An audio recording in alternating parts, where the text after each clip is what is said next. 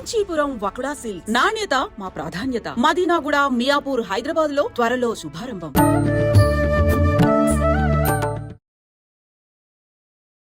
నమస్కారం, welcome to I dream. ధర్మ మార్గం విత్ విజిత కార్యక్రమానికి స్వాగతం.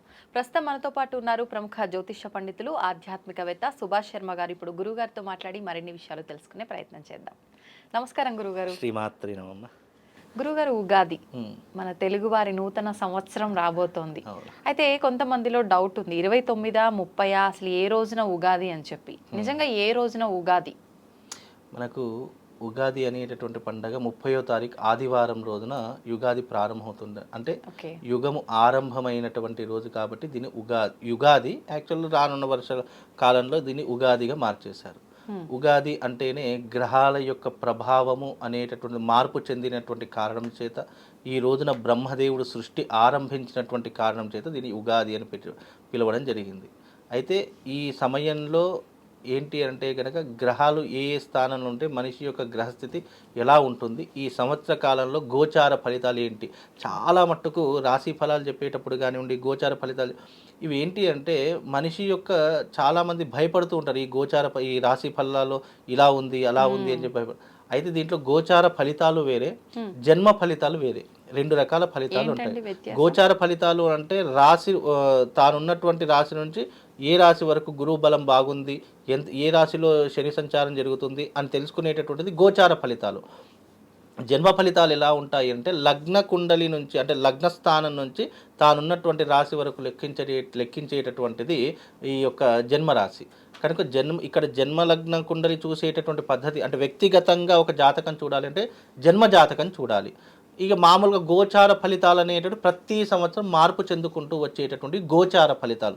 కాబట్టి ఈ సంవత్సరం ఉగాది గోచార ఫలితాలు అనేటటువంటిది నిర్ణయంలోకి రావాలి. ఇంకోటి ఏంటంటే గోచార ఫలితాలలో ప్రతిదీ కూడా ఏదైతే మనం రాశి ఫలాలు గోచార ఫలితాలు చెప్తున్నామో అందులో కేవలము మనిషి మీద ప్రభావం చూపించేటటువంటి అంశాలు కేవలము 70% వరకు మాత్రమే మన జీవితానికి ఇంపాక్ట్ అవుతాయి. 30% ఇంపాక్ట్ ఉండదు. ఎందుకంటే గోచార ఫలితాలు అనేటటువంటి ఫలానా ఇప్పుడు నా రాశి తులారాశి అన్నాను అనుకోండి, ఈ తులారాశి వారికి ఈ సంవత్సరం నేను చెప్పేది ఏదైతే ఉంటుందో అది కేవలం 70% వరకు మాత్రమే ప్రభావం చూపిస్తుంది. మిగతా 30% ప్రభావం చూపించదు. ఉదాహరణకు నీ జీవితంలో యాక్సిడెంట్ అయ్యేటటువంటి యోగం ఉంది అని అన్నాం అనుకోండి, అది జరగవచ్చు జరగకపోవచ్చు, రెండు రకాలు. ఎందుకంటే ఈ కలియుగంలో గోచార ఫలితాలు అనేటటువంటివి 70% వరకే మనిషి జీవితానికి ఇంపాక్ట్ అవుతాయి. అవి సూచించేటటువంటి లక్షణాలు ఉంటాయి. 100 to 100% ప్రొజెక్షన్ ఇవ్వడం కుదరదు. అది 100% ప్రొజెక్షన్స్ కావాలి అని అంటే గనక అది కేవలం జన్మ జాతకాన్ని బట్టే తెలుస్తుంది. గోచార ఫలితాలు వ్యక్తిగత జాతకమే చూసుకోవాలి. గోచార ఫలితాల్లో అవి ఏర్పడవు. గోచార ఫలితాలు సాధారణంగా గురువు ఒక రాశి నుంచి ఇంకో రాశికి మారుతున్నాడు, శని కుంభం నుంచి మీనంలోకి అడుగు పెడుతున్నారు. కాబట్టి ఈ రాశిలో అడుగు పెడితే ద్వాదశ రాశుల యొక్క ప్రభావం ఎలా ఉంటుంది అని తెలియజేసేటటువంటిది గోచార ఫలితాలు. అందుకే ఈ ఉగాది రోజున గోచార ఫలితాలు అరే ఈ రాశి వారికి బాగుంది, ఈ రాశి వారికి బాగలేదబ్బా, నా జీవితం ఇక ఈ సంవత్సరం అంతా కూడా కష్టపడాల్సినటువంటి ఏర్పడుతుందేమో అని భయపడాల్సిన పని లేదు. చాలామంది భయపడిపోతారు, అబ్బా నా రాశికి ఈ సంవత్సరం బాగలేదు, ఏం చేసినా కలిసి రాదేమో, ఏం చేసినా నాకు ఫలితాలు దక్కవేమో అని చాలామంది భయపడతారు. అలా భయపడాల్సిన పనే లేదు. దీనికైనా దైవం ఉంది. దైవాన్ని నమ్ముకున్నటువంటి వారికి ఏ గ్రహం కూడా ఏం చేయలేదండి. అది ఎప్పుడైతే నువ్వు జాతకాన్ని నమ్ముతావో అప్పుడు దైవాన్ని కూడా నమ్మాల్సిందే. కాబట్టి నువ్వు దైవాన్ని ప్రతినిత్యము ఆరాధన చేసుకోవడం, ప్రతినిత్యము నువ్వు పూజించడం చేసావనుకో గ్రహాల యొక్క ఆధిపత్యం కానీ గ్రహాల యొక్క నెగిటివ్ ఇంపాక్ట్ కానీ నిన్ను ఏమీ చెయ్యదు. ఎప్పుడైనా గుర్తుపెట్టుకోండి. కాబట్టి ఈ ఉగాది అందరికీ శుభం లాభం కలగాలని కోరుకుందాం మనం. అయితే గురుగారు, ఉగాది శుభాకాంక్షలు మీకు. అయితే మనకు ఉగాది అనగానే షడ్రుచుల కలయిక ఉగాది పచ్చడి, ఖచ్చితంగా అది సేవించాల్సిందే అంటారు. అంటే మానవ జీవితంలో అన్నీ ఉండాలి, అన్నీ కలిపి ఉన్నదే ఈ మానవ జీవితం అని చెప్పి తెలియజేయడానికి ఇది ఒక పెద్ద నిదర్శనము. సైంటిఫిక్ గా కూడా మన పెద్దవాళ్ళు ఎన్నో రుజువులతో ఎన్నో వాటితో కలగలిపి ఇది ఇలా తింటే ఈ సీజన్ లో కరెక్ట్ అదొకటి కూడి ఉన్నది. ఒక్కసారి దాని గురించి. అయితే షడ్రుచుల సమ్మేళనం ఉగాది అని ఎందుకంటామంటే ఉగాది ఆరంభమైంది కాబట్టి మనకు ఈ ఉగాది నుంచి కొత్త చిగురు వస్తుంది. అవునండి. మామిడి పూత కానివ్వండి, మామిడికాయలు కానివ్వండి, చింతకాయ చెట్టు కానివ్వండి, లేదంటే వేప చెట్టు పూత కానివ్వండి, ఇవన్నీ కూడా సృష్టి ఎలా ఆరంభమయ్యింది అని అనడానికి ప్రకృతి కూడా అదే రకంగా చిగురిస్తూ ఉంటుంది. ప్రకృతిలో కూడా అనేక రకాలైనటువంటి మార్పులు జరుగుతాయి. ఆ రోజున షడ్రుచుల సమ్మేళనము అంటే 6 రకాలైనటువంటి పదార్థాలను కలిపి ఉగాది పచ్చడిగా మనకు చేయడం జరుగుతుంది. అంటే నువ్వు ఏదైతే సేవిస్తున్నావో ఆ సేవించేటటువంటి పదార్థంలోనే ప్రకృతిలో ఉన్నటువంటి అనేక రకాలైనటువంటి తీపి, కారము, పులుపు, వగరు, చేదు ఏ రకంగానైతే నువ్వు సేవిస్తున్నావో నీ జీవితంలో కూడా ఎప్పటికప్పుడు ఒకే రకమైనటువంటి స్టాండ్ ఉండదు. నీ జీవితంలో సుఖం ఉంటుంది, దుఃఖం ఉంటుంది, బాధ ఉంటుంది, కష్టం ఉంటుంది, ఆరోగ్యం బాగుంటుంది, ఆరోగ్యం బాగుండదు, నీ జీవితంలో అనేక రకాల మార్పులు సంభవిస్తాయి అనేటటువంటి నిర్వచనానికే ఈ ఉగాది పచ్చడి అనేటటువంటిది చేసుకోవడం, సేవించడం అనేది జరుగుతుంది. అంటే మామూలుగా సహజ సిద్ధంగా లౌకికంగా చెప్పాలి అంటే ఇది. ఇక శాస్త్రపరంగా చెప్పాలి అని అంటే కనుక షడ్రుచుల సమ్మేళనం అనేటటువంటిది మన ఆరోగ్యానికి సూచించినటువంటి అంశము. అందులో బెల్లం వేయడం కానివ్వండి, చింతపూత వేయడం కానివ్వండి, మామిడి పూత వేయడం కానివ్వండి, ఉప్పు లవణం వేయడం కానివ్వండి, తీపి, కారం, వగరు ఇవన్నీ కూడా వేయడం ద్వారా మన శరీరంలో ఉన్నటువంటి రుగ్మతలను తగ్గించేటటువంటి అవకాశము ఈ ఔషధ గుణాలకు. ఇప్పుడు మనం దాంట్లో వేసే ప్రతిదీ కూడా ఔషధ గుణాలతో కూడుకొని ఉన్నటువంటి పదార్థాలు దాంట్లో వేస్తారు. మీరు షడ్రుచుల సమ్మేళనం ఉన్నప్పుడు దాంట్లో వేసే ప్రతిదీ కూడా మీరు ఎప్పుడైనా గమనించారు, అవి సైంటిఫిక్గా కూడా ఔషధ గుణాలతో కూడుకున్నటువంటి పదార్థాలు అవన్నీ కూడా. ఇప్పుడు చింతపూత కావచ్చు, అలాగే మామిడి పూత కావచ్చు, మామిడికాయలు కావచ్చు, అలాగే వేప అయితే ఆయుర్వేదిక వృక్షం, తెలియనటువంటి వాళ్ళు ఉండరు. బెల్లం కూడా మనకు ఆయుర్వేదికంలో చెప్పినటువంటి అంశాల్లో కూడుకొని ఉంటుంది. లవణం అంటే ఉప్పు కూడా, తీపి కూడా అదే రకంగా ఉంటుంది. అని ఈ షడ్రుచుల సమ్మేళనం అనేటటువంటిది ఆరోగ్యానికి, ఇటు ఆయుర్వేదానికి, ఇటు శాస్త్రానికి అన్నిటికీ కూడా కలకలిపి ముడివేసినటువంటిదే ఈ యొక్క షడ్రుచుల సమ్మేళనం ఉగాది పచ్చడి అని చెప్పడం జరుగుతుంది. అలాగే జీవితంలో కూడా అన్నీ ఉంటాయి. మనకు బాధ ఉంటుంది, బాధ అంటే చేదు అని అర్థము. సంతోషం ఉంటుంది, తీపి అని అర్థము. అలాగే వగరు ఉంటుంది, అప్పుడప్పుడు అలకలు, అలాగే చిన్న చిన్న ఇబ్బందులు వస్తూ ఉంటాయి, వగరు కూడా ఉంటూ ఉంటుంది. ఇక పులుపు, కారము ఇవన్నీ కూడా జీవితంలో జరిగేటటువంటి ఒక విధమైనటువంటి అంశాలతో కూడుకుని ఉంటుంది. ఇది షడ్రుచుల సమ్మేళనం. అలాగే ఈ సంవత్సరము నీ గ్రహ సంచారం బాగుందా లేదా? బాగుంది అనుకోండి, సంతోషంగా ఉంటావు కాబట్టి తీపి. బాగా లేదు అనుకున్నావు అనుకో, అదేమవుతుంది, చేదు. అంటే నీ జీవితం కొంచెం మధ్యమ స్థానంలో ఉంటుంది, ఇబ్బందిగా ఉంటుంది కాబట్టి అది చేదు అని అర్థము. ఇలా అన్నిటికీ గ్రహాలకు, ప్లానటరీ పొజిషన్స్కి, మన జీవితానికి, షడ్రుచుల సమ్మేళనానికి, మన ఆరోగ్యానికి అన్నిటికీ అనుసంధానమైనటువంటిదే ఈ యొక్క ఉగాది. అన్నింటినీ మనం ఆహ్వానించాల్సిందే తప్పకుండా. ఇప్పుడు కాలంలో జరిగేటటువంటి ప్రతిదీ కూడా మనం ఆహ్వానించవలసిందే తప్ప దాన్ని ఆపే శక్తి మన దగ్గర లేదు. ఎందుకంటే నేచర్లో జరిగే ప్రతిదీ కూడా దైవానుగ్రహం ద్వారా మన జీవితంలో ఏదైతే రాసి పెట్టి ఉంటుందో అది తప్పకుండా జరిగే తీరుతుంది. ఇప్పుడు ఒక మనిషికి ప్రాణం పోవద్దు అని అనుకున్నాం అనుకోండి, బయటకు వెళ్తే నీకు యాక్సిడెంట్ అవుతుంది, ఈ రోజున నీ ప్రాణాలు పోతాయి అనుకున్నాం అనుకోండి, ఏమవుతుంది, నువ్వు బయటకు వెళ్ళినా నీ ప్రాణం పోతుంది, నువ్వు రూమ్లో కూర్చున్నా నీ ప్రాణం ఎప్పటికప్పుడు హరించుకపోకైతే తప్పదు. కాబట్టి ఖచ్చితంగా జరిగేటటువంటివి జీవితంలో తప్పకుండా జరిగే తీరుతాయి. అవి దైవానుగ్రహంతో, అవి కొన్నిసార్లు, అందుకే భగవత్ ఆరాధన ఎందుకు చేసుకోమన్నారు అంటే, ఇలాంటి విపత్తులు వచ్చినప్పుడు భగవత్ ఆరాధన చేసుకోవడం వల్ల ఈ గండం అనేటటువంటి గట్టెక్కే అవకాశము, దీనిని అధిరోహించేటటువంటి అవకాశం, దీన్ని తప్పించుకునే అవకాశాలు మన జీవితంలో ఏర్పడడానికే దైవారాధన, అలాగే దేవతా అర్చనలు, యజ్ఞయాగాదులు చేసుకోమని ఊరికే చెప్పరు.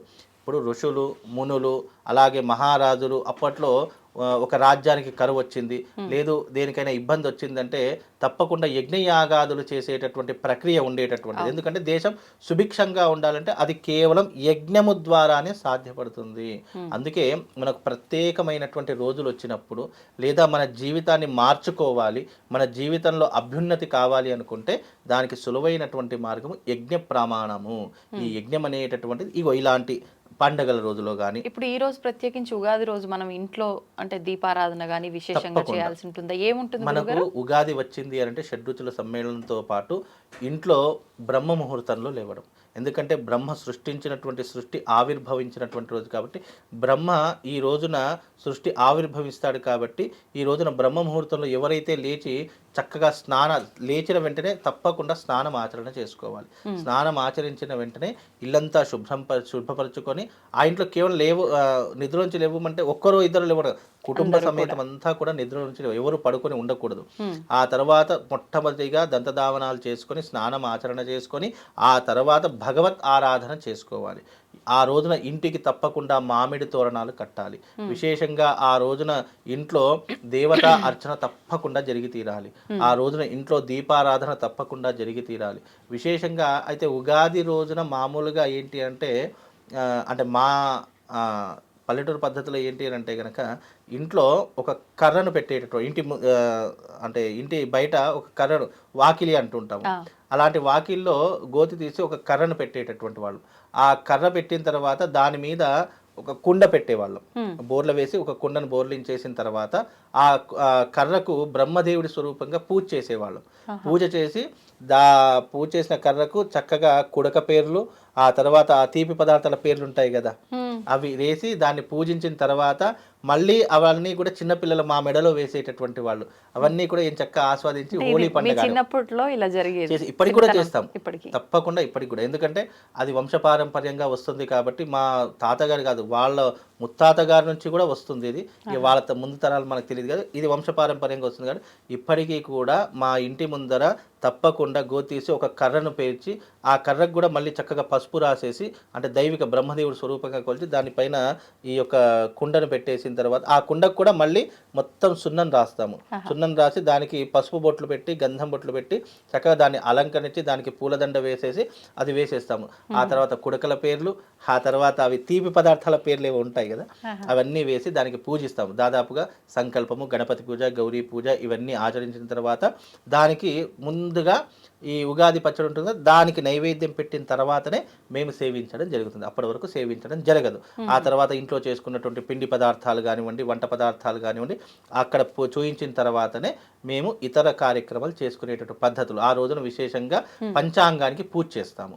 విశేషంగా ఆ రోజున పంచాంగానికి పూజ చేసి ఈ సంవత్సరం గోచార ఫలితాలు ఎలా ఉన్నాయి, ఈ సంవత్సరం బాగుందా లేదా అనేటటువంటిది విశేషంగా తెలుసుకొని ఆ తర్వాత పంచాంగ శ్రవణానికి మా తాతగారు అందరూ కూడా బయటకు వెళ్ళేటటువంటి వారు. ఇప్పటికీ కూడా మా తాతగారు అప్పట్లో పంచాంగం చెప్తే ఖచ్చితంగా 100% అది జరిగే తీరేటటువంటిది. ఎవరైనా జాతకం లేదనుకోండి, మా తాతగారు ఎవరైనా మా ఇంటి ముందరికి వెళితే వాళ్ళ జాతకం చూసి నాయన నీకు ఈ రోజున కీడు ఉంది, నువ్వు ఎటు వెళ్ళకంటే ఆ వినిపించుకోకుండా వెళ్ళి కీడును తెచ్చుకున్నటువంటి వాళ్ళు కూడా చాలామంది ఉన్నారు. అంటే జ్యోతిష్యం ఆ రోజుల్లో అలా నడిచేటటువంటిది. కానీ ఇప్పుడున్నటువంటి జ్యోతిష్యము అప్పుడున్నటువంటి జ్యోతిష్యం చాలా వ్యత్యాసం ఉంటుంది.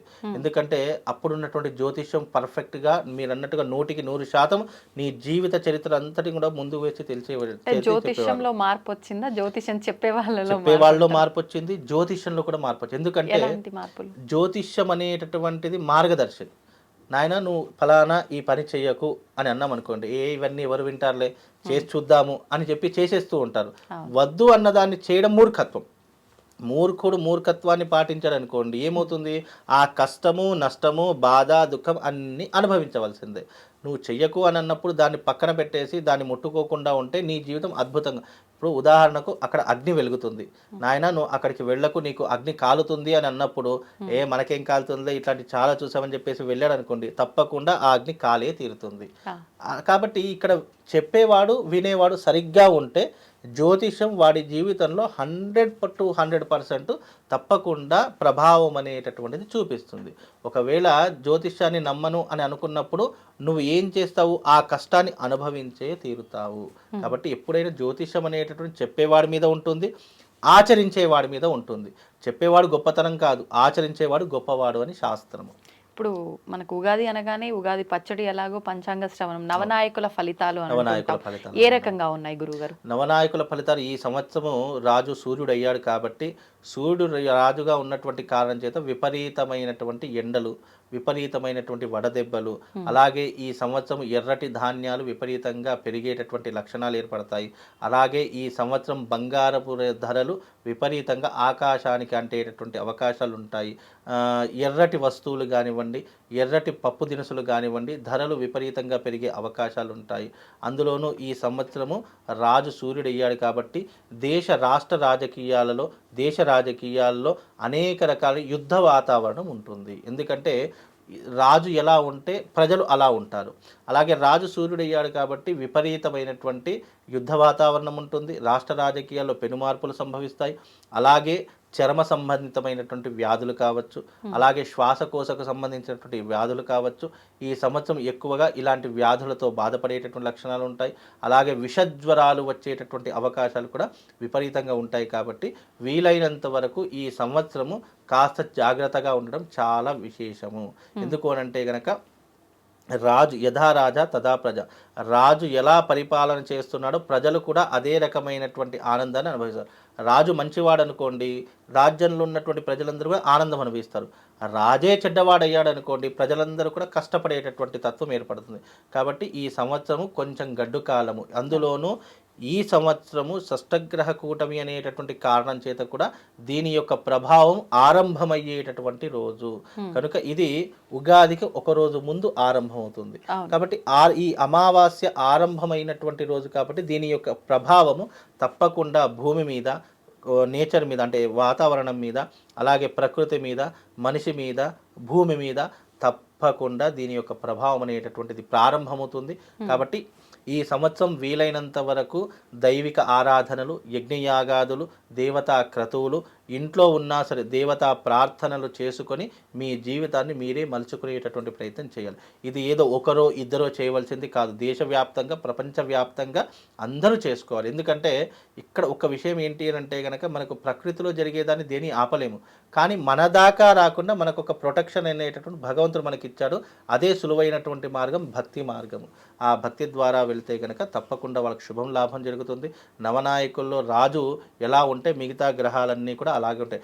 రాజు అలాగే ఉన్నాడు. సస్యాధిపతి, మంత్రి, సేనాధిపతి, మేఘాధిపతి, నిరసాధిపతి ఇవన్నీ కూడా మధ్యమ ఫలితాలే ఉన్నాయి తప్ప అంత చెప్పుకోదగ్గటువంటి ఫలితాలు అయితే మనకు కనిపించడం లేదు. అయితే ఈ సంవత్సరం మనకు రాజు రవి అయినటువంటి కారణం చేత ఎలాంటి ఫలితాలు ఉంటాయంటే నవనాయకుల్లో సూర్యుడు రాజైనందువలన ముఖ్యంగా పాలకుల మధ్య విరోధం ఏర్పడుతుంది. గతంలో చెప్పాను, పాలకులు అంటే రాజకీయ నాయకులు కావచ్చు, సినిమా రంగంలో ఉన్నటువంటి వాళ్ళు కావచ్చు, లేదా వృత్తి వ్యాపార రంగంలో ఉన్నటువంటి వాళ్ళు కావచ్చు, ఎవరైనా కావచ్చు, వాళ్ళ మధ్య విభేదాలు ఎక్కువగా ఏర్పడేటటువంటి అవకాశాలు ఉంటాయి. అలాగే ప్రజలకు రక్షణ తగ్గుతుంది.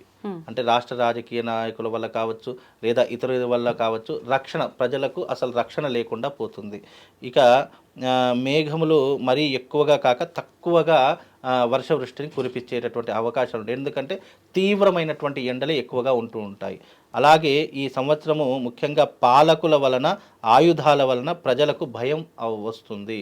రాజకీయ నాయకుల వల్ల కావచ్చు, ఆయుధాలు తయారు చేసే వల్ల కావచ్చు, ఉగ్రవాదుల వల్ల కావచ్చు, విపరీతమైనటువంటి భయాందోళన ఏర్పడేటటువంటి లక్షణాలు ఈ సంవత్సరం ఏర్పడుతూ ఉంటాయి. అలాగే ఈ సంవత్సరము దొంగల భయాలు పెరిగిపోతాయి, దొంగతనాలు ఎక్కువగా జరిగిపోతూ ఉంటాయి. అలాగే ఈ సంవత్సరం దొంగతనాలతో పాటు భయాందోళన పెరిగిపోతాయి, ప్రాణభీతి పెరిగిపోతూ ఉంటుంది. ప్రజలు ప్రాణాలు అరచేతిలో పట్టుకొని పరిగెత్తేటటువంటి సమయం ఏర్పడుతూ ఉంటుంది. కాబట్టి ఈ సంవత్సరం దొంగల భయాలు కూడా ఎక్కువగా పెరిగిపోతూ ఉంటాయి, దొంగతనాలు ఎక్కువగా జరిగేటటువంటి అవకాశాలు ఉంటాయి. కాబట్టి పోలీస్ శాఖ వారు చాలా జాగ్రత్తగా ఉండాలి, అలర్ట్గా ఉండాలి. అలాగే ఈ సంవత్సరం అగ్ని ప్రమాదాలు కూడా విపరీతంగా జరుగుతాయి. ఎందుకంటే రాజు అగ్నితత్వకారకుడు. సూర్యుడు అంటేనే మండే అగ్నిగోళం అని అంటూ ఉంటాం. కాబట్టి దాని ద్వారా సూర్యుడు రాజు అయినటువంటి కారణం చేత అగ్ని ప్రమాదాలు విపరీతంగా జరిగేటటువంటి అవకాశాలు కూడా ఈ సంవత్సరం ఏర్పడుతూ ఉంటాయి. కాబట్టి వీలైనంత వరకు జాగ్రత్తగా ఉండేటటువంటి ప్రయత్నం చేయాలి. అలాగే ఈ సంవత్సరము చంద్రుడు మంత్రి, రాజు ఎలాగో సలహా ఇచ్చేటట్టు మంత్రి వర్గం కూడా అలాగే ఉంటుంది. కాబట్టి మంత్రి చంద్రుడైనటువంటి కారణం చేత ముఖ్యంగా మంత్రిగా ఉంటే వర్షాలు పుష్కలంగా కురుస్తాయి, అన్ని విధాలైన పంటలు పండుతాయి, ప్రజాక్షేమం ఆరోగ్యం లభిస్తాయి, అందరూ సుఖంగా జీవిస్తూ ఉంటారని చెప్పేసి మంత్రి ద్వారా తెలుసుకోవచ్చు. రాజు ఎంత చెడ్డవాడైనా కొన్నిసార్లు మంత్రి మాట వింటూ ఉంటాడు. మంత్రి ఏ మాట చెప్తే రాజు కొన్నిసార్లు ఆ మాటను ప్రభావితం చేస్తాడు.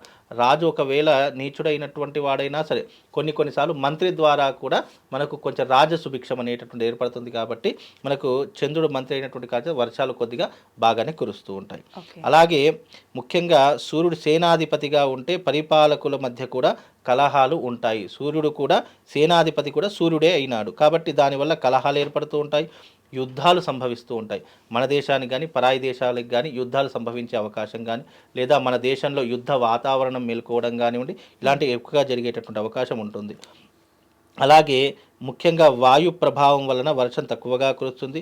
ఎర్రని వర్ణము గల ధాన్యాలు పుష్కలంగా పండుతాయి. మనకు ఎర్రటి వస్తువులు, ఎందుకంటే సూర్యుడు యొక్క తేజస్సు ఎరుపు రంగులో ఉంటుంది కాబట్టి ఈ సంవత్సరం రాజు అతడే కాబట్టి ఆయనకు సంబంధించిన కలర్లో ఉన్నటువంటి రంగులు ఎరుపు కాబట్టి ఎర్రటి ధాన్యములు కానివ్వండి, ఎర్రటి వస్త్రములు కానివ్వండి, ఎర్రటి పదార్థంలో ఉన్నటువంటి ఏదైనా సరే ఈ సంవత్సరం అధిక ధరలు పండుతాయి. అధిక ధరలతో మనకు చాలా చక్కగా ఉంటాయి, పుష్కలంగా కనిపిస్తాయి. అదే రకంగా ఈ సంవత్సరము గురువు బృహస్పతి సస్యాధిపతి అయినటువంటి కారణము చేత ముఖ్యంగా యవలు, గోధుమలు, శనగలు బాగా పండుతాయి. గురుడు సస్యాధిపతి కాబట్టి పండేటటువంటి పంటలు ఈ సంవత్సరం ఎవరైనా పంటలు వేయాలి అని అనుకుంటే కనుక ముఖ్యంగా యవలు కానీ, గోధుమలు కానీ, శనగలు కానీ ఈ సంవత్సరం పంట వేసుకుంటే బాగా పండుతాయి. అలాగే ముఖ్యంగా పసుపు కూడా బాగానే పండుతుంది. వర్షపు నేలలు బాగా సారవంతమైనటువంటి పుష్కలాలు కూడా ఎక్కువగా పండుతాయి. సారవంతమైనటువంటి నేలలు ఇలాంటి పంటలు వేస్తే కనుక తప్పకుండా పుష్కలమైనటువంటి లాభాలు వస్తాయి. ఈ సంవత్సరం అలాంటి పంటలు వేసుకోండి. ఇక ముఖ్యంగా కుజుడు ధాన్యాధిపతి కావడం వలన ముఖ్యంగా ఏమవుతుందంటే ముల్లంగుల ధాన్యాధిపతి కుజుడు కావడం చేత ముల్లంగుల ధాన్యాలు కానీ, వరి, యవలు, రాగులు మొదలైనవి కాకుండా స్వల్ప ధాన్యాలు కూడా చిరుధాన్యాలు, జొన్నలు, సజ్జలు బాగా పండుతాయి. అలాగే ఎర్రటి మట్టి భూములు సంపూర్ణంగా ఫలితాలు ఇస్తాయి. ఎర్రటి మట్టి భూములు ఎవరికైనా ఉంటే సంపూర్ణమైనటువంటి ఫలితాలు కూడా అందజేస్తాయి. అలాగే ముఖ్యంగా సూర్యుడు కూడా అర్ఘ్యాధిపతి అయినటువంటి కారణం చేత అన్ని వస్తువుల ధరలు తగ్గి ప్రజలకు అందుబాటులోకి వస్తాయి. ఏదైనా ధరలు పెరిగేటటువంటి లక్షణాలు ఉంటే కనుక కొద్దిగా తగ్గుముఖం పట్టి నిత్యావసర వస్తువులు తగ్గుముఖం పట్టేటటువంటి లక్షణాలు కూడా ఉంటూ ఉంటాయి. అలాగే ఈ సంవత్సరము వర్షము అతి తక్కువగా ఉంటుంది. ముఖ్యంగా ఎందుకంటే రాజు సూర్యుడు అయినటువంటి కారణం చేత మనం ఒక్కొక్కసారి వర్షం పడేటటువంటి లక్షణాలు ఏర్పడినప్పటికీ కూడా అవి ఆగిపోయేటటువంటి సూచనలు కనిపిస్తూ ఉంటాయి. అలాగే ప్రజలకు ఆకలి సంబంధ రోగాలు కలుగుతాయి. ముఖ్యంగా ఉదర సంబంధితమైనటువంటి వ్యాధులు కానివ్వండి, ఆకలితో కూడుకున్నటువంటి వ్యాధులు కానివ్వండి ఎక్కువగా జరిగేటటువంటి అవకాశాలు ఉంటాయి.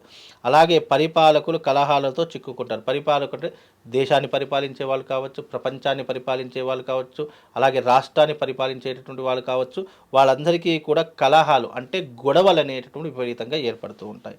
ముఖ్యంగా ఇక సూర్యుడు మేఘాధిపతి కూడా సూర్యుడే అవుతూ ఉన్నాడు కాబట్టి మేఘాధిపతి సూర్యుడు అయినచో పంటలు తక్కువగా పండుతాయి, ప్రజలు అధిక భయాన్ని పొందుతారు, వర్షములు అలాగే ఖండములుగా అప్పుడప్పుడు కురుస్తాయి. అంటే వర్షాలు కూడా అప్పుడప్పుడు మాత్రమే కురుస్తాయి. ఎర్రని వర్ణము గల ధాన్యాలు దిగుబడి బాగా ఉంటుంది. ఎర్రటి వస్తువులు ధాన్యాలు కానీ దిగుబడి బాగా ఉంటుంది. అలాగే వాటికి వచ్చే లాభాలు కూడా అదే రకంగా ఉంటూ ఉంటాయి. అలాగే శని రసాధిపతి అయినటువంటి కారణం చేత ఈ సంవత్సరము నూనె, బెల్లము, తేనె వంటి సర్వవిధ రసజాతి వస్తువులు ధరలను కోల్పోతాయి. అంటే ధరలు తగ్గేటటువంటి వస్తువులలో ముఖ్యంగా ఉన్నటువంటి వస్తువులు ఏంటి అంటే కనుక నెయ్యితో కూడుకున్నటువంటి వస్తువులు ధరలు తగ్గిపోతాయి. అలాగే నూనెతో ఉన్నటువంటి వస్తువులు తగ్గిపోతాయి. బెల్లముతో ఉన్నటువంటి వస్తువులు ఏవైతే ఉన్నాయో బెల్లం ధరలు కూడా తగ్గిపోతూ ఉంటాయి.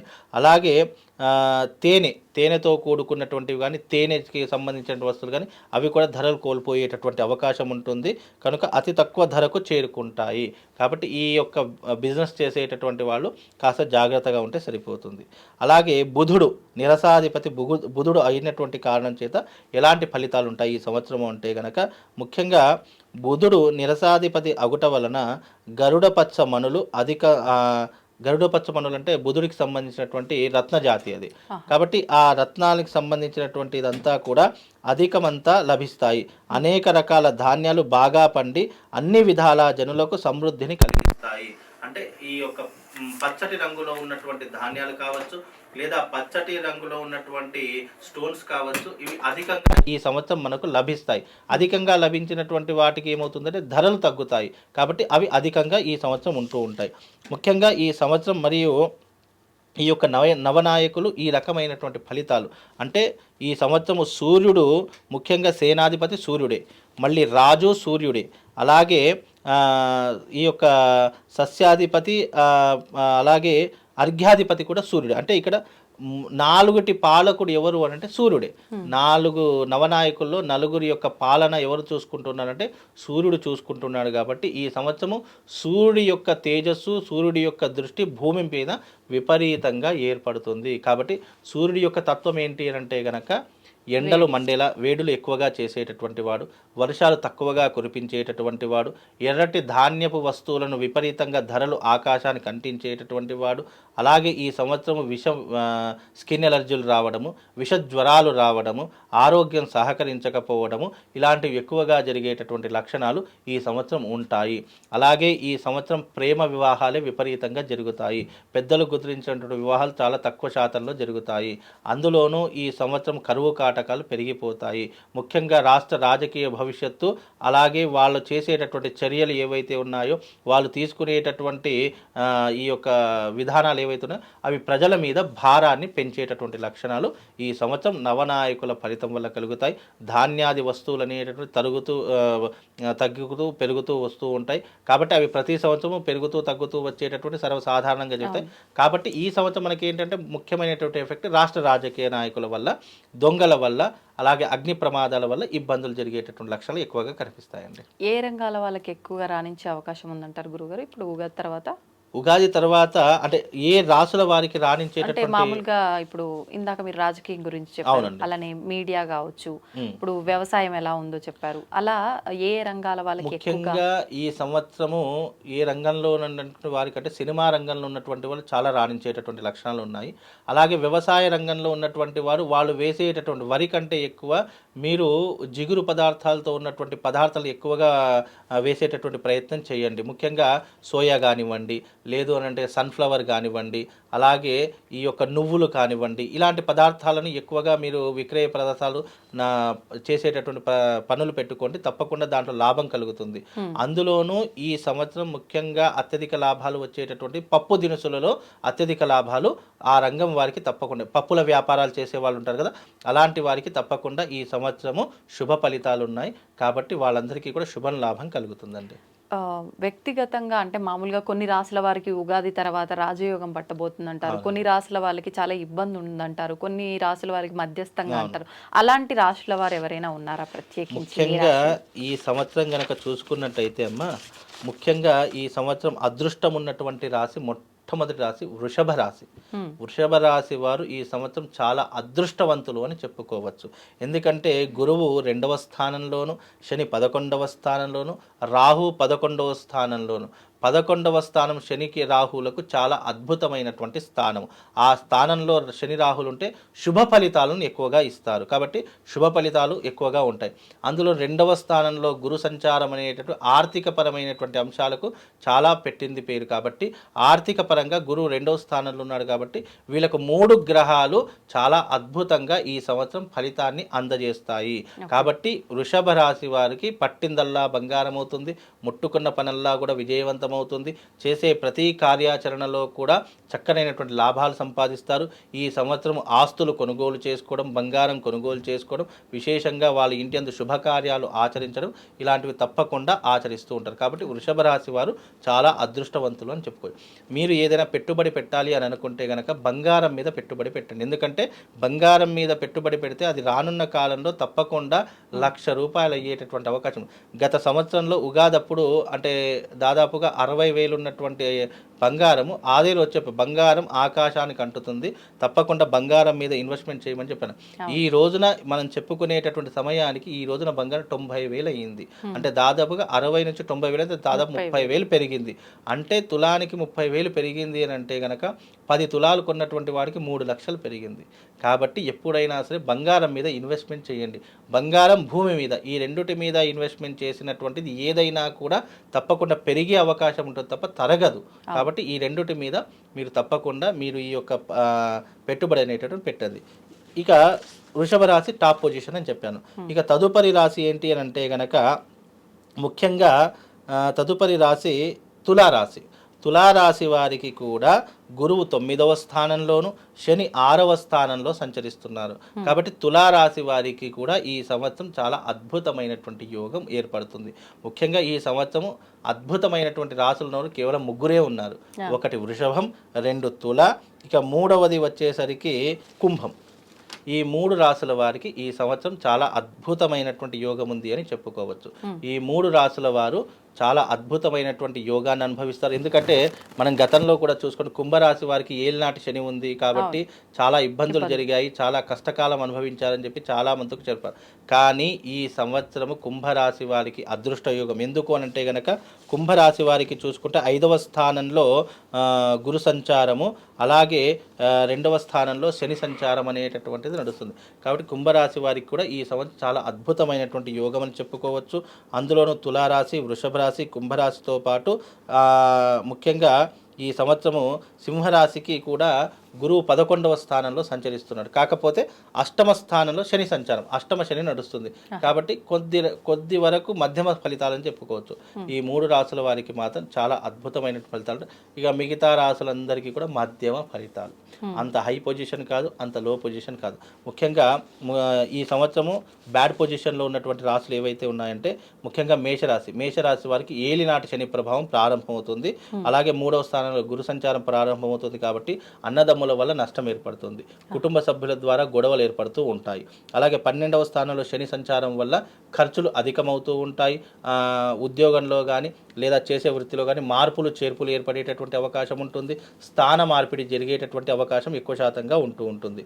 అలాగే వృషభ రాశి వారి టాప్ పొజిషన్, మంచి అనుకున్నటువంటి పనులు సాధించగలుగుతారు. వీలైనంత వరకు అన్ని రంగాలలో విజయం సాధించేటటువంటి వారు వృషభ రాశి వారని చెప్పుకోవచ్చు.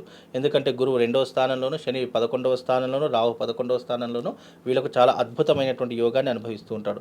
ఇక మిథున రాశి వారు చాలా బ్యాడ్ పొజిషన్. ఎందుకంటే జన్మస్థానంలో గురువు ఉన్నాడు, అలాగే 10వ స్థానంలో శని సంచరిస్తున్నాడు. 10వ స్థానం నీచ స్థానం కాబట్టి శని అనుకున్నటువంటి ఫలితాలు ఇవ్వడు, గురువు కూడా అనుకున్నటువంటి ఫలితాలు ఇవ్వడు. కాబట్టి అలాగే వీళ్ళకు ముఖ్యంగా మిథున రాశి వారికి 10వ స్థానంలో రాహు కూడా సంచరిస్తున్నాడు. కాబట్టి 3, 4 కేతు గ్రహం కూడా అనుకూలంగా లేదు. కాబట్టి ఈ సంవత్సరం మిథున రాశి కూడా బ్యాడ్ పొజిషన్ అని చెప్పుకోవచ్చు. అనుకున్న పనులు ఏవి జరగవు, అయిన వాళ్ళతో శత్రుత్వం ఏర్పడుతుంది, డబ్బులు అధికంగా ఖర్చు అయిపోతూ ఉంటాయి, ఆరోగ్యం సహకరించదు ముఖ్యంగా. కాబట్టి ఇలాంటి విషయాలు కాస్త జాగ్రత్తగా ఉండండి. ఇక ముఖ్యంగా కర్కాటక రాశి వారికి గురువు 12వ స్థానం వ్యయ స్థానంలో ఉన్నాడు, శని 9వ స్థానం భాగ్యంలో ఉన్నాడు. కాబట్టి వీళ్ళకు కూడా ఈ సంవత్సరం అంత యోగ్యంగా ఉండదు. ఎందుకంటే 12వ స్థానంలో గురు సంచారం వల్ల ఖర్చులు అధికమవుతాయి, అయిన వాళ్ళతో ఇబ్బందులు ఏర్పడతాయి, బంధువులు శత్రువులుగా మారేటటువంటి లక్షణాలు ఏర్పడతాయి. 9వ స్థానంలో భాగ్యంలో శని ఉండటం చేత అన్నీ కూడా మనం అనుకున్నవి ఏవి కూడా జరగవు. ఏదైతే అనుకుంటామో చేతి దాకా అందుతుంది, అది నోటి దాకా అందదు. ఏ పనైనా సరే ఇదిగో చేద్దాము, ఇదిగో అయిపోతుంది అని అనుకుంటాము, అక్కడ ఏదో ఒక ఫెయిల్యూర్ జరిగి ఆ పనే కాకుండా వెళ్ళిపోతుంది. అంటే అదృష్టం ఆవగింజంతే దరిద్రం డబ్బకాయ అంటున్నట్టు దరిద్రమే ముందు ఉంటుంది. వీళ్ళ అదృష్టం ఎట్లా ఉంటుందంటే మెల్లగా నత్తనడక నడుస్తుంది, దరిద్రం మాత్రం చాలా ఫాస్ట్గా నడుస్తుంది, అట్లా నేనున్నట్టు పరిగెడుతుంది. కాబట్టి ఈ రకమైనటువంటి విధానాలు ఉంటాయి. ఇక ముఖ్యంగా సింహరాశి వారి ఇక్కడ చూసుకుంటే గురువు బాగానే ఉన్నాడు. గురువు 11వ స్థానంలో చాలా అదృష్టమైనటువంటి యోగంలో ఉన్నాడు. అర్ధాష్టమ శని వల్ల కొన్ని ఇబ్బందులు జరుగుతాయి. కాబట్టి మధ్యమ ఫలితాలని చెప్పుకోవచ్చు ఎవరికి, సింహరాశి వారికి. అలాగే రాహు కూడా 8వ స్థానంలో ఉన్నాడు. ముఖ్యంగా అర్ధాష్టమ శని, రాహు 8వ స్థానంలో ఉండడం వల్ల అష్టమ భావం అనేటటువంటి ఆరోగ్య సూచిక కాబట్టి ఆరోగ్య భంగం ఎక్కువగా కలుగుతుంది. కొంచెం ఆరోగ్యం వైపు శ్రద్ధ పెట్టండి. అలాగే కోపము అగ్రినెస్ చాలా ఎక్కువగా వస్తూ ఉంటుంది కాబట్టి కోపాన్ని కంట్రోల్ చేసుకోండి. అలాగే అయిన వాళ్ళ మీద అరిచేస్తూ ఉంటారు కాబట్టి చాలా జాగ్రత్తగా ఉండండి. వీలైనంత వరకు దైవిక ఆరాధన ఎక్కువగా చేసుకునే ప్రయత్నం చేయండి. ఇక తదుపరి రాశి కన్యారాశి. కన్యారాశికి 10వ స్థానంలో శని, 10వ స్థానంలో గురువు, 7వ స్థానంలో శని సంచరిస్తున్నారు. కాబట్టి 7వ స్థానం శని సంచారం అనేటువంటి వైవాహిక జీవితం మీద, దాంపత్యం మీద ఎక్కువ ప్రభావం చూపిస్తుంది. కాబట్టి ఖర్చులు అధికమవుతూ ఉంటాయి.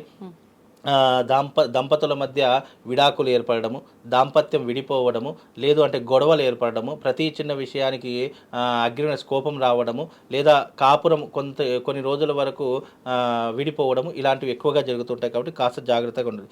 10వ స్థానంలో గురువు సంచారం వల్ల ఉద్యోగ మార్పిడి కానివ్వండి, ఉద్యోగంలో ప్రమోషన్స్ ఆగిపోవడం కానివ్వండి, లేదు అనంటే గనక భూములు అమ్ముకోవడం కానివ్వండి, ఆస్తులు అమ్ముకునేటటువంటి పరిస్థితులు ఎక్కువగా ఏర్పడతాయి. కాబట్టి ఈ సంవత్సరం కన్యారాశి వారు కూడా చాలా జాగ్రత్తగా ఉండాలి.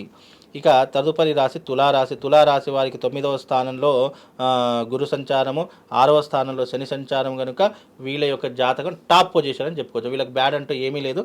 తులారాశి వారికి 9వ భాగ్యంలో గురు సంచారం వల్ల పూర్వీకుల ఆస్తులు కలిసి రావడము, కోర్టు కేసులు ఏవైనా ఉంటే అవన్నిటిని కూడా చక్కదిద్దుకోవడము, ఒక సెటిల్మెంట్కి రావడము, అలాగే వీళ్ళకున్నటువంటి పెద్దవాళ్ళ ఆస్తులు కలిసి రావడము, జీవితంలో సంపాదన పెరగడము, వృత్తి వ్యాపారాదులలో మంచి లాభాలు గడించేటటువంటి అవకాశాలు ఉన్నాయి. అలాగే పూర్వజన్మ సుకృతము చేత మంచి యోగకారకమైనటువంటి జీవితం తులారాశి వారికి ఉంటుంది. అలాగే శని 6వ స్థానంలో ఉన్నాడు కాబట్టి ఆరోగ్య విషయంలో ఏదైనా ఇబ్బందులున్నా, ఏదైనా కలతలున్నా అవన్నీ కూడా పూర్తిగా తొలగిపోయే అవకాశం, ఆరోగ్య సంబంధానికి సంబంధించిన చికిత్స చేసుకునేటటువంటి పరిహారాలు ఈ సంవత్సరం వీళ్ళకు చాలా పుష్కలంగా ఉన్నాయి. 6వ స్థానంలో కేతువు కూడా మంచి లాభదాయకంగా ఉన్నాడు కాబట్టి తులారాశి వారికి ఈ సంవత్సరం చాలా అదృష్ట యోగం అని చెప్పుకోవచ్చు. ఇక వృశ్చిక రాశి. వృశ్చిక రాశి వారికి ఏంటి అని అంటే కనుక గురువు 8వ స్థానంలోను, శని 5వ స్థానంలో ఉన్నాడు. గురువు అష్టమంలో ఉండడం కారణం చేత వృశ్చిక రాశి వారికి ఏంటి అంటే ఆర్థికపరమైన ఇబ్బందులు వస్తాయి, ఆరోగ్యపరమైనటువంటి ఇబ్బందులు వస్తాయి. ముఖ్యంగా వీళ్ళు రాష్ట్ర రాజకీయ నాయకులు అయ్యి ఉంటే కనుక పదవీ గండం ఏర్పడుతూ ఉంటుంది. సినిమా రంగంలో ఉన్నటువంటి వాళ్ళకి అవకాశాలు చేజారిపోయేటటువంటి అవకాశాలు ఉంటాయి. అంటే చేతి దాకా అందించినటువంటి నోటి దాకా అందకుండా వెళ్ళిపోతుంది. ముఖ్యంగా అవకాశాలు చేజారిపోయేటటువంటి లక్షణాలు ఉంటూ ఉంటాయి. 5వ స్థానంలో శని సంచారం వల్ల కుటుంబంలో ఉన్నటువంటి పుత్రుల వల్ల కానీ, బిడ్డల వల్ల కానీ, పుత్రికల వల్ల కానీ, అంటే అమ్మాయిల వల్ల కానీ, అబ్బాయిల వల్ల కానీ, వాళ్ళ సంతానం వల్ల కొన్ని ఇబ్బందులు జరిగేటటువంటి లక్షణాలు ఏర్పడతాయి. ఆ ప్రభావం తల్లిదండ్రుల మీద పడేటటువంటి అవకాశం ఎక్కువగా ఉంటుంది. కాబట్టి ఈ సంవత్సరం వృశ్చిక రాశి వారు చాలా జాగ్రత్తగా ఉండాలి. రోడ్డు ప్రమాదాలు కానివ్వండి, యాక్సిడెంట్లు జరిగేటటువంటి లక్షణాలు ఇలాంటివి ఎక్కువగా జరుగుతాయి. కాబట్టి వీలైనంత వరకు జాగ్రత్తగా ఉండే ప్రయత్నం చేసుకోండి. ఇక ధనుసు రాశి. ధనుసు రాశి వారికి గురువు 7వ స్థానంలో సంచరిస్తున్నాడు. గురువు 7వ స్థానంలో సంచరించడం శుభదాయకమే. అంటే వ్యాపార సంబంధమైనటువంటి విషయాల్లో కావచ్చు, కుటుంబ వ్యవహారాలలో కావచ్చు, చికాకులు ఉంటే వాటన్నిటినీ కూడా పరిష్కరించుకోవడానికి ఈ సంవత్సరం చాలా అద్భుతమైనటువంటి యోగం అని చెప్పుకోవచ్చు. ఆర్థిక పరంగా ఇన్ని రోజులు పడుతున్నటువంటి సమస్యలు అన్నీ కూడా దూరం అయిపోతాయి. డబ్బులు సంపాదించడానికి, డబ్బును పెంచుకోవడానికి ఈ సంవత్సరం చాలా కష్టపడేటటువంటి దాంట్లో ఈ యొక్క ధనుసు రాశి వారు ఉన్నారు. కానీ అర్ధాష్టమ శని నడుస్తుంది వీళ్ళకు. ఈ అర్ధాష్టమి అంటే చతుర్థంలో శని సంచారం వల్ల ఏమవుతుంది అంటే కనుక ఆరోగ్య భంగం ఏర్పడము, లేదు అనంటే కుటుంబంలో కలతలు ఏర్పడము, లేదు అనంటే కనుక వాళ్లకు సహజ సిద్ధంగా స్నేహితులతో కానీ, బంధువులతో కానీ విరోధం ఏర్పడేటటువంటి లక్షణాలు ఉంటాయి. ఈ ఉమ్మడిగా వ్యాపారం పార్ట్నర్షిప్లో బిజినెస్ చేసేటటువంటి వాళ్ళకు మాత్రం కాస్త గడ్డు కాలము అని చెప్పుకోవచ్చు. ఎవరికి? ధనుస్సు రాశి వారికి. కనుక ధనుస్సు రాశి వారు శని బాగా లేడు కాబట్టి వీలైనంత వరకు శని ఆరాధన చేసుకునే ప్రయత్నం చేయండి. ఇక తదుపరి రాశి మకర రాశి. మకర రాశి వారికి ఏంటి అని అంటే 6వ స్థానంలో గురు సంచారము, 3వ స్థానంలో శని సంచారము, రాహు సంచారం కూడా 3వ స్థానంలో నడుస్తుంది. కాబట్టి గురు బలం వీళ్ళకు అనుకూలంగా లేదు. కాకపోతే శని, రాహు ఇద్దరు కూడా అనుకూలంగా ఉన్నారు కాబట్టి విదేశీ ప్రయాణాలు చేస్తారు. ముఖ్యంగా విదేశీ ప్రయాణాలతో పాటు కొత్త వాళ్ళ పరిచయాలు ఏర్పడుతూ ఉంటాయి. అలాగే ఇతర స్త్రీలతో శారీరక సంబంధం ఏర్పరచుకుంటారు. అలాగే కుటుంబ జీవితంలో గురువు బాగా లేడు కాబట్టి కుటుంబ జీవితంలో ఏంటి అని అంటే కనుక మనస్పర్ధలు వచ్చే అవకాశము, కుటుంబం విడిపోయేటటువంటి అవకాశం, భార్యాభర్తల మధ్య వైరం ఏర్పడేటటువంటి అవకాశం ఏర్పడుతుంది, డబ్బు కొరత విపరీతంగా ఏర్పడుతుంది. కాబట్టి వీళ్ళకు గురు అనుకూలంగా లేదు కాబట్టి డబ్బు కొరత అనేటటువంటిది ఏర్పడుతూ ఉంటుంది. శని రాహువులు బాగానే ఉన్నారు కాబట్టి కొంతవరకు లాభదాయకం అని చెప్పుకోవచ్చు, అంటే మధ్యమ ఫలితాలు అనేటటువంటి ఉంటాయి. ఇక కుంభరాశి వారికి అయితే ఈ సంవత్సరం చాలా అద్భుతమైనటువంటి యోగం అని చెప్పుకోవచ్చు. పంచమ స్థానంలో గురు సంచారము, ద్వితీయ స్థానంలో శని సంచారము, ద్వితీయ స్థానంలో రాహు సంచారం. దీని ద్వారా అంటే కుంభరాశి వారికి గురువు అనుకూలంగా ఉన్నాడు అనుకోండి, శని యొక్క ప్రభావము, రాహు యొక్క ప్రభావం తగ్గుముఖం పడుతుంది. అంటే అంత హై రేంజ్లో కష్ట నష్టాలను కలిగించడు. కాబట్టి కొంతవరకు కుంభరాశి వారికి ఈ సంవత్సరము చాలా అద్భుతమైనటువంటి యోగము. అందులోనూ కుంభరాశిలో ఉన్నటువంటి శని భగవాను మీనరాశిలోకి అడుగు పెడుతున్నాడు కాబట్టి క్షేత్రాన్ని కూడా మార్చుకుంటున్నాడు కాబట్టి శని ప్రభావం అంతగా ఉండదు. కాబట్టి వీళ్ళకు చాలా అద్భుతమైనటువంటి యోగం అని చెప్పుకోవచ్చు. ఇక తదుపరి మీనరాశి, చిట్ట చివరి రాశి. మీనరాశిలో గురువు 4వ స్థానంలోను, అలాగే శని జన్మస్థానంలో, అంటే మీనరాశిలోని శని సంచరిస్తున్నాడు కాబట్టి ఆరోగ్య భంగము, ఆస్తి నష్టము, లేదు అని అంటే కనుక అయిన వాళ్ళతో విరోధం ఏర్పడము, విందులు వినోదాల్లో ఎక్కువగా పాలు పంచుకోవడము, పోలీస్ స్టేషన్ వ్యవహారాదులు చిక్కులు చికాకుల్లో ఇబ్బందులు పడడము, కోర్టు కేసులో విపరీతంగా వెళ్ళడము, ఇలాంటివి ఎక్కువగా జరిగేటటువంటి అవకాశము మీనరాశి వారికి ఏర్పడబోతుంది. కాబట్టి ద్వాదశ రాశుల వారికి ఈ సంవత్సరం 3 రాశుల వారికి అద్భుతమైనటువంటి యోగము, 4 రాశుల వారికి మధ్యమమైనటువంటి యోగములు, ఇక మిగతా రాశులకి అధమ ఫలితాలు. ఎప్పుడైనా సంవత్సర కాలంలో 3 ఫలితాలు ఉంటాయి. టాప్ పొజిషన్లో ఉన్నటువంటివి, మధ్యమ స్థానంలో ఉన్నటువంటివి, ఇక అధమ స్థానం బ్యాడ్ పొజిషన్లో ఉన్నటువంటివి 3 ఫలితాలు ఉన్నాయి. కాబట్టి ఈ సంవత్సరము నవనాయకుల యొక్క ఫలితాలు, రాశి ఫలితాలు ఈ రకంగా ఉన్నాయమ్మా. ధన్యవాదాలు గురుగారు. శ్రీవార్త.